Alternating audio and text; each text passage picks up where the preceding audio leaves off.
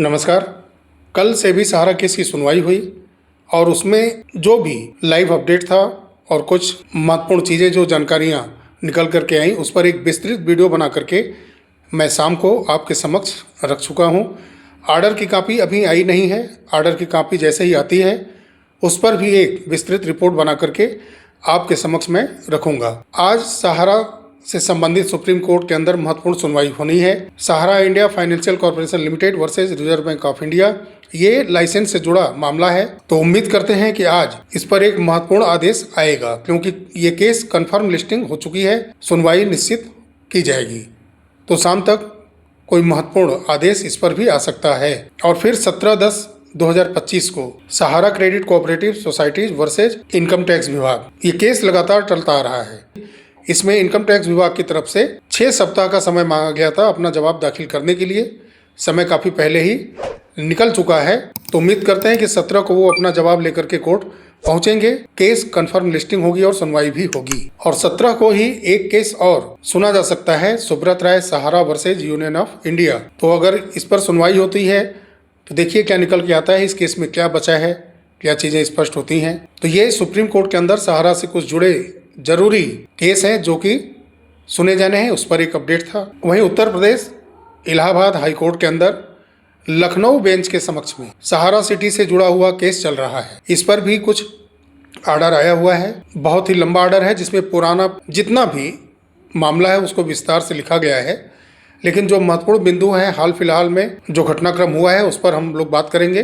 22/10/1994 का जो एक एग्रीमेंट हुआ था, लाइसेंस का समझौता हुआ था सहारा के साथ, यूपी गवर्नमेंट कहिए, लखनऊ नगर निगम कहिए या लखनऊ डेवलपमेंट अथॉरिटी कहिए, इन सब के साथ एक समझौता हुआ था जिसमें टर्म एंड कंडीशन नंबर 3, जिसमें ये तय हुआ था कि जो 170 एकड़ भूमि सहारा को डेवलपमेंट करने के लिए दी जा रही है उसमें से 130 एकड़ में आम जनता के लिए, गरीब जनता के लिए आवास बनाया जाएगा। वहाँ पर उनके हित से जुड़ी सारी सुविधाएं दी जाएंगी, जिसमें कंपनी और सरकार सहभागी होगी और आम जनता को इससे लाभ दिया जाएगा। और जो 40 एकड़ भूमि है उसमें ग्रीन बेल्ट बनाया जाएगा, जिसमें कि हरा भरा पार्क है, बच्चों के खेलने की उपकरण सहित व्यवस्था होगी, व्यायाम से जुड़े हुए कुछ उपकरण के साथ व्यवस्थाएं दी जाएंगी ताकि वहाँ आम नागरिक सुबह शाम जाकर के व्यायाम करें।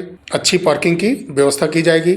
ये सब चीज़ें उस टर्म एंड कंडीशन में रखी गई थी, लेकिन हुआ उसके ठीक विपरीत। सबसे पहला गलत काम इन्होंने क्या किया कि पूरे 170 एकड़ जमीन में चारों तरफ से एक बाउंड्री वॉल बना ली। उसमें छोटे छोटे नाली नाले का निर्माण करा लिया, 30 मीटर लगभग चौड़ी सड़कें बना ली और जिस आम जनता, गरीब जनता के लिए आवास की व्यवस्था करनी थी उनके लिए तो दरवाजे ही बंद कर दिए गए, यानी आम जनता का प्रवेश ही वहां पर वर्जित कर दिया गया। आम जनता उस सहारा शहर के अंदर जा ही नहीं सकती थी। अब उसमें इन्होंने किया क्या, राजमहल जैसे सुख सुविधाओं से लैस बिल्डिंगें बनाई गई, उसमें सारे अत्याधुनिक उपकरण रखे गए, जिसमें ऑनर फैमिली सहारा का शीर्ष प्रबंधन रहने लगा।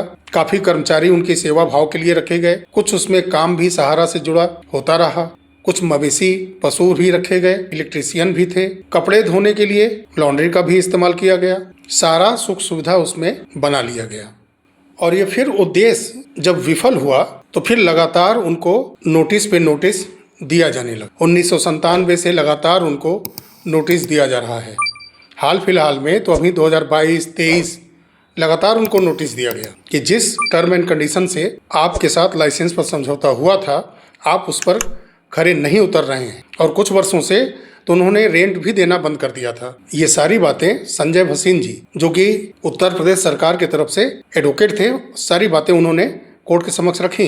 अब उसके बाद सहारा की तरफ से जो एडवोकेट थे उन्होंने कुछ बातें कही कि पूरे परिसर को सील कर दिया गया है, यानी आसपास की जो बाउंड्री वॉल है और 6 उसमें जो गेट हैं सबको बिल्कुल सील कर दिया है नगर निगम ने। तो जब सील किया ही है तो करेंगे ही, पूर्णतया करेंगे। ये थोड़ी होगा कि कोई एक दरवाज़ा खोल दिए और उसमें सहारा के लोग आए जाएं।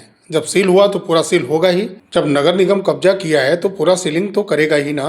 और फिर उन्होंने कहा सहारा के वकील ने कि जो रिट याचिका कोर्ट के अंदर लगाई गई है उसका नोटिस नगर निगम को यानी यूपी सरकार को देने के बावजूद भी उन्होंने जबरन सहारा सिटी पर कब्जा कर लिया। और आगे यह भी कहा गया कि सहारा शहर के पूरे परिसर के अंदर में जितने भी मवेशी थे, पशु थे और सहारा ऑनर हो या मैनेजमेंट टीम के लोगों के जो लग्जरी गाड़ियां हैं, कारें हैं, ऐसी संपत्तियां हैं जो वहां से हटाई जा सकती हैं, कहीं और ले जाकर के रखी जाती हैं, इन सब का लिस्टिंग करके ब्यौरा सहारा को नहीं दिया गया। ये सहारा के वकील का कहना था। ये आरोप उन्होंने यूपी गवर्नमेंट और उनसे जुड़े इन संस्थानों के ऊपर लगाए। यहाँ पर एक बात मैं कहना चाहूँगा, मैंने एक वीडियो शेयर किया था आपसे कि सहारा शहर के अंदर 2 व्यक्ति अपनी व्यथा वीडियो के माध्यम से कह रहे हैं। वो वीडियो मैंने अपने यूट्यूब चैनल के माध्यम से आप तक पहुंचाया था। याद होगा उसमें जो सहारा के सिक्योरिटी गार्ड थे उन्होंने क्या कहा था कि जब पिछले दरवाजे से सहारा की फैमिली और मैनेजमेंट टीम के लोग जब जाने लगे तो याद होगा आपको, ध्यान से याद करिएगा या वीडियो को फिर से जाके देख लीजिएगा। ट्रकों में भर के जो दुधारू पशु थे, मवेशी थे, उनको वो लोग वहां से ले गए। अनुमान जताया गया कि वो शायद हरियाणा ले गए। अब गौर करिए इन बातों को कि जिन पशु और मवेशी का सहारा के वकील ने बात किया है उसका खंडन तो ऐसे ही हो जा रहा है कि जब सिक्योरिटी गार्ड ने स्पष्ट कर दिया कि ट्रकों में भर के उनको ले जाया गया तो वहाँ बचा कौन। हम लोग कोई वीडियो बनाते हैं या कोई चीज़ें देखते हैं तो इतना आसानी से दिमाग से हटता नहीं है, क्योंकि काम ही कुछ ऐसा है, तभी तर्क वितर्क कुतर्क सब हो सकता है। सोचिए कि सिक्योरिटी गार्ड क्या बोल गए और वकील यहाँ पर सहारा के क्या बोल रहे हैं। एडवोकेट संजय भसीन जी ने स्पष्ट किया कि 11 सितंबर को जो आदेश दिया गया था उस समय से 27 सितंबर तक इनको समय दिया गया था कि उसके बीच में ये अपना सभी सामान वहां से निकाल लें, क्योंकि नगर निगम वहां पर उसके बाद कब्जा करेगा। अब सोचिए 11 सितंबर और फिर 27 सितंबर के बीच में कितना गैप है। सहारा की तरफ से ऐसा नहीं किया गया और वहीं यूपी सरकार की तरफ से सिर्फ 2 दिन में ये पूरी कार्रवाई कर ली गई। जो भी सामान था उसको उन्होंने सुपुर्द कर दिया, पूरा परिसर खाली करवा करके सीलिंग के कार्य को पूरा कर लिया गया। अब 27 सितंबर के बाद 6 अक्टूबर के बीच में सरकार की तरफ से जो एडवोकेट संजय भसीन जी थे उन्होंने स्पष्ट किया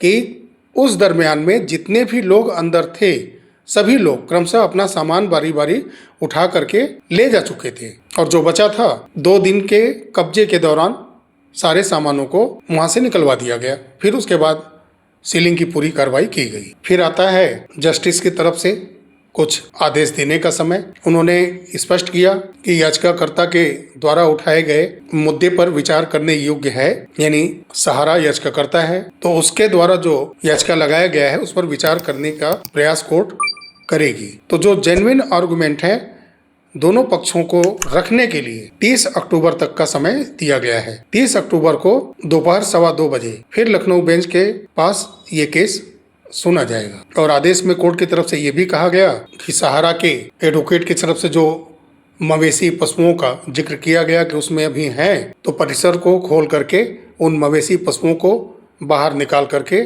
कान्हा उपवन में रखा जाएगा। जब तक इस केस की सुनवाई हो रही है तब तक उसका देखभाल वहीं पर होगा। तो जो प्रमुख तथ्य थे इस केस के, जो फैक्ट था, वो हमने आपसे चर्चा की है। बाकी आप स्वयं से इस पर विचार कर सकते हैं कि कौन सही है कौन गलत है।